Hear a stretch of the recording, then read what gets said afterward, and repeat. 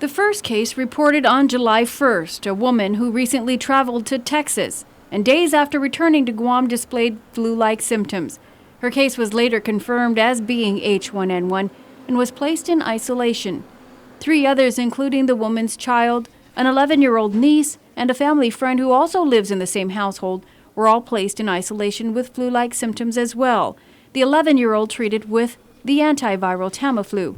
It wasn't until today, though, that it was confirmed that all 3 also had H1N1. As part of monitoring of the index patient, all the family members were kept under surveillance, and as soon as they developed symptoms, samples were collected for testing, and they were being closely monitored by the public health nurses from then on. And we just got confirmation today that 2 additional family members are positive for the H1N1. All 4 have been cleared and are no longer in isolation. Dr. Matthews saying the quarantine only lasts a week or so. Usually we advise the patients to be on isolation for 7 days from the onset of symptoms or until at least 24 hours after they are symptom-free, whichever is longer. The situation has public health reminding the public to do their part. We just want to remind everyone to continue to cover their cough and sneeze.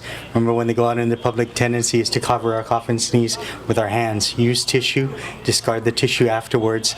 Use hand sanitizer immediately thereafter, or hand wash. And it's important to make sure that they wash long enough. 20 to 30 seconds is important. And while all of this was happening on the shore outside of the harbor, the Pacific News Center has confirmed 3 Navy ships were forced to refuel and restock because a number of crew members displayed flu-like symptoms. While the Navy has not said whether the cases were in fact confirmed cases of the H1N1 virus, Lieutenant Joni Cornell did say the 3 ships were scheduled for a port visit, but because some crew members did have the flu-like symptoms on board, they determined for the safety and welfare of Guam, the ships were turned away and resupplied without having to come into port. All 3 ships have since departed and are headed back to their home port in San Diego.